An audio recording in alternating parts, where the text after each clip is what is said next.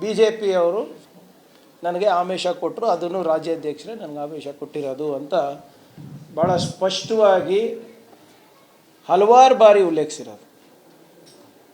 ಅದನ್ನು ಇವತ್ತು ನಾವು ಹಿಟ್ ಆ್ಯಂಡ್ ರನ್ ಮಾಡಿದ್ದೀವಿ ಅಂತ ಹೇಳ್ತಾರೆ. How is that hit and run? ಇಲ್ಲಿ ನೋಡಿ, ಬಿ ಜೆ ಪಿ ನೇತಾ takes swipe at own party. BJP Deputy Spokesperson and ex-chairman of Karnataka State Minority Commission, Anwar Manpadi. ಇದು ಯಾವತ್ತಿಂದು? ಜೂನ್ 28, 2022. ಅದೇ ಸಂದರ್ಭದಲ್ಲಿ ವಕ್ಫ್ ಆಸ್ತಿ ಕಬಳಿಕೆ ಹೇಳಿದಂತೆ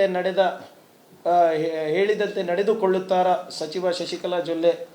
ಇದು ಅನ್ವರ್ ಮಾನ್ಪಡಿ ಅವರು ಹೇಳಿರೋದು. ಯಡಿಯೂರಪ್ಪ ವಿರುದ್ಧವೇ ಪತ್ರ ಬರೆದಿದ್ದ ಮಾನ್ಪಡಿ. ಇದರಲ್ಲಿ ಏನು ಹೇಳ್ತಾರೆ? ಸುಮಾರು 4 ಲಕ್ಷ ಕೋಟಿ ರೂಪಾಯಿಗಳಿಗೂ ಹೆಚ್ಚು ಹಗರಣ ಎನ್ನಲಾಗುವ ರಾಜ್ಯ ವಕ್ಫ್ ಮಂಡಳಿ ಹಗರಣ ವರದಿಯನ್ನು ಹತ್ತಿಕ್ಕಲು ಅಂದಿನ ಮುಖ್ಯಮಂತ್ರಿ ಯಡಿಯೂರಪ್ಪ ಮತ್ತವರ ಕುಟುಂಬ ರಾಜಿ ಮಾಡಿಕೊಂಡಿದೆ ಎಂದು ಬಿಜೆಪಿ ನಾಯಕ ಅನ್ವರ್ ಮಾನ್ಪಡಿ ಅವರು ಕಳೆದ ಮೇ ತಿಂಗಳಿನಲ್ಲಿ ಗಂಭೀರ ಆರೋಪ ಮಾಡಿದ್ದರು. ವಕ್ಫ್ ಆಸ್ತಿ ಭ್ರಷ್ಟಾಚಾರ ತನಿಖೆ ಬಿಡುವಂತೆ ಬಿಜೆಪಿಯಿಂದ ಕೋಟಿಗಟ್ಟಲೆ ಆಫರ್. ಅನ್ವರ್ ಮಾನ್ಪಡಿ ಪತ್ರಿಕೆನಲ್ಲಿ ಬಂದಿರೋದು. ಕಾಂಗ್ರೆಸ್ ಹಿಟ್ ಆ್ಯಂಡ್ ರನ್ ಅಲ್ಲ. ಜೂನ್ 27, 2022. ಎಲ್ಲ ರಿಪೋರ್ಟ್ ಓದಕ್ಕೆ ಹೋಗಲ್ಲ, ಅವರು ಹೇಳಿಕೆ ಕೊಟ್ಟಿದ್ದಾರೆ ನೋಡಿ.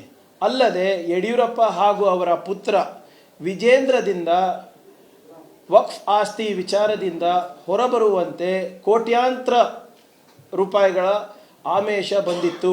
ಆದರೆ ನಾನು ಯಾವುದೇ ಆಮಿಷಗಳಿಗೆ ಬಲಿಯಾಗದೆ ನನ್ನ ಸೈದ್ಧಾಂತಿಕ ವಿಚಾರಗಳ ಬಗ್ಗೆ ಅಚಲನಾಗಿದ್ದೇನೆ. ಪ್ರಿಂಟ್ ಮೀಡಿಯಾನಲ್ಲಿ ಬಂದಿರೋದು. Minorities being harassed, Karnataka BJP spokesperson Anwar Manippady scathing attack on own government. June 27th.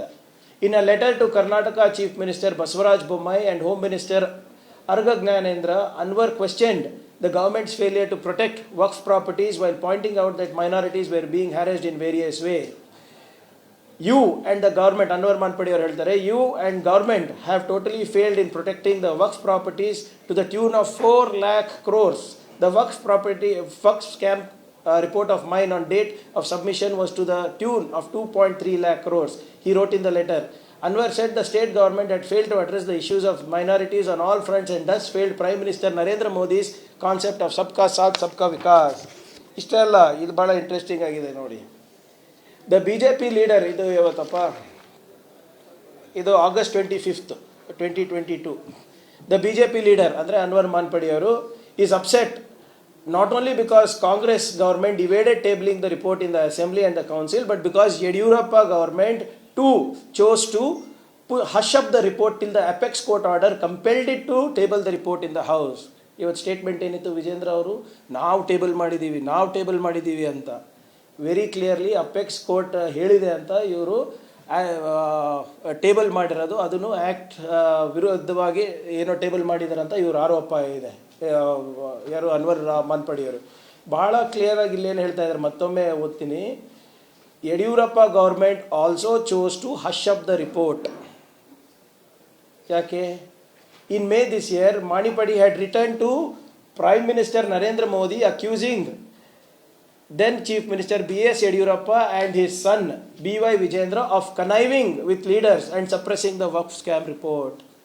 ಇವರು ಪ್ರಧಾನ ಮಂತ್ರಿ ಮೋದಿಗೆ ಮತ್ತು JP ನಡ್ಡಾ ಅವರಿಗೆ ಕೂಡ ಪತ್ರ ಬರೆದಿದ್ದಾರೆ. ಏನಂತ ಬರೆದಿದ್ದಾರೆ?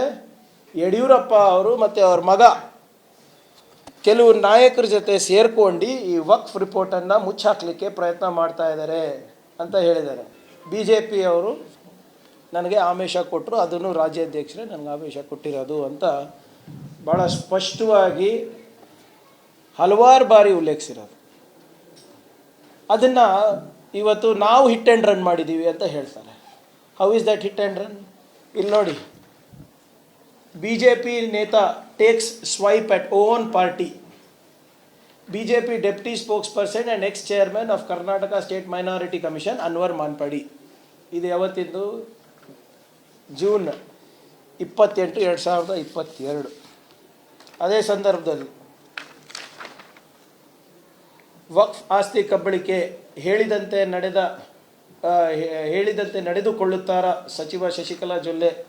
ಇದು ಅನ್ವರ್ ಮಾನ್ಪಡಿ ಅವರು ಹೇಳಿರೋದು. ಯಡಿಯೂರಪ್ಪ ವಿರುದ್ಧವೇ ಪತ್ರ ಬರೆದಿದ್ದ ಮಾನ್ಪಡಿ. ಇದರಲ್ಲಿ ಏನು ಹೇಳ್ತಾರೆ, ಸುಮಾರು 4 ಲಕ್ಷ ಕೋಟಿ ರೂಪಾಯಿಗಳಿಗೂ ಹೆಚ್ಚು ಹಗರಣ ಎನ್ನಲಾಗುವ ರಾಜ್ಯ ವಕ್ಫ್ ಮಂಡಳಿ ಹಗರಣ ವರದಿಯನ್ನು ಹತ್ತಿಕ್ಕಲು ಅಂದಿನ ಮುಖ್ಯಮಂತ್ರಿ ಯಡಿಯೂರಪ್ಪ ಮತ್ತವರ ಕುಟುಂಬ ರಾಜಿ ಮಾಡಿಕೊಂಡಿದೆ ಎಂದು ಬಿಜೆಪಿ ನಾಯಕ ಅನ್ವರ್ ಮಾನ್ಪಡಿ ಅವರು ಕಳೆದ ಮೇ ತಿಂಗಳಿನಲ್ಲಿ ಗಂಭೀರ ಆರೋಪ ಮಾಡಿದ್ದರು. ವಕ್ಫ್ ಆಸ್ತಿ ಭ್ರಷ್ಟಾಚಾರ ತನಿಖೆ ಬಿಡುವಂತೆ ಬಿಜೆಪಿಯಿಂದ ಕೋಟಿಗಟ್ಟಲೆ ಆಫರ್. ಅನ್ವರ್ ಮಾನ್ಪಡಿ ಪತ್ರಿಕೆನಲ್ಲಿ ಬಂದಿರೋದು. ಕಾಂಗ್ರೆಸ್ ಹಿಟ್ ಆ್ಯಂಡ್ ರನ್ ಅಲ್ಲ. ಜೂನ್ 27, 2022 ಎಲ್ಲ ರಿಪೋರ್ಟ್ ಓದಕ್ಕೆ ಹೋಗಲ್ಲ, ಅವರು ಹೇಳಿಕೆ ಕೊಟ್ಟಿದ್ದಾರೆ ನೋಡಿ. ಅಲ್ಲದೆ ಯಡಿಯೂರಪ್ಪ ಹಾಗೂ ಅವರ ಪುತ್ರ ವಿಜೇಂದ್ರದಿಂದ ವಕ್ಫ್ ಆಸ್ತಿ ವಿಚಾರದಿಂದ ಹೊರಬರುವಂತೆ ಕೋಟ್ಯಾಂತರ ರೂಪಾಯಿಗಳ ಆಮಿಷ ಬಂದಿತ್ತು. ಆದರೆ ನಾನು ಯಾವುದೇ ಆಮಿಷಗಳಿಗೆ ಬಲಿಯಾಗದೆ ನನ್ನ ಸೈದ್ಧಾಂತಿಕ ವಿಚಾರಗಳ ಬಗ್ಗೆ ಅಚಲನಾಗಿದ್ದೇನೆ. ಪ್ರಿಂಟ್ ಮೀಡಿಯಾನಲ್ಲಿ ಬಂದಿರೋದು. Minorities being harassed. Karnataka BJP spokesperson Anwar Manpadi scathing attack on own government.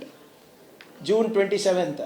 In a letter to Karnataka Chief Minister Basavaraj Bommai and Home Minister Arga Gnanendra, Anwar questioned the government's failure to protect Waqf properties while pointing out that minorities were being harassed in various ways.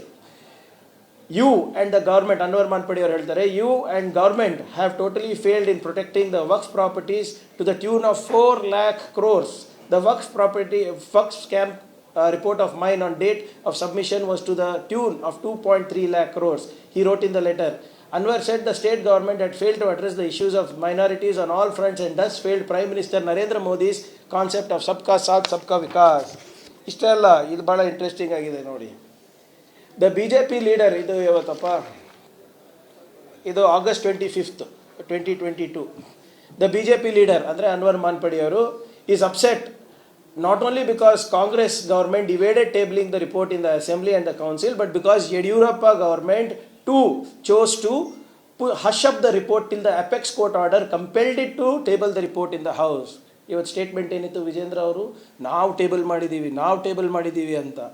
Very clearly apex court ಹೇಳಿದೆ ಅಂತ ಇವರು table ಮಾಡಿರೋದು. ಅದನ್ನು act ವಿರುದ್ಧವಾಗಿ ಏನೋ table ಮಾಡಿದ್ದಾರೆ ಅಂತ ಇವ್ರ ಆರೋಪ ಇದೆ. ಯಾರು ಅನ್ವರ್ ಮಾನ್ಪಡಿಯವರು ಬಹಳ ಕ್ಲಿಯರಾಗಿ ಇಲ್ಲೇನು ಹೇಳ್ತಾ ಇದ್ದಾರೆ, ಮತ್ತೊಮ್ಮೆ ಓದ್ತೀನಿ. Yediyurappa government also chose to hush up the report. ಯಾಕೆ? In May this year Manippady had written to prime minister Narendra Modi accusing then Chief Minister B.S. Yediyurappa and his son B.Y. Vijendra of conniving with leaders and suppressing the Waqf scam report. ಇವರು ಪ್ರಧಾನ ಮಂತ್ರಿ ಮೋದಿಗೆ ಮತ್ತು JP Nadda ಅವರಿಗೆ ಕೂಡ ಪತ್ರ ಬರೆದಿದ್ದಾರೆ. ಏನಂತ ಬರೆದಿದ್ದಾರೆ? ಯಡಿಯೂರಪ್ಪ ಅವರು ಮತ್ತು ಅವ್ರ ಮಗ ಕೆಲವು ನಾಯಕರ ಜೊತೆ ಸೇರ್ಕೊಂಡು ಈ ವಕ್ಫ್ ರಿಪೋರ್ಟನ್ನು ಮುಚ್ಚಾಕಲಿಕ್ಕೆ ಪ್ರಯತ್ನ ಮಾಡ್ತಾ ಇದ್ದಾರೆ ಅಂತ ಹೇಳಿದ್ದಾರೆ.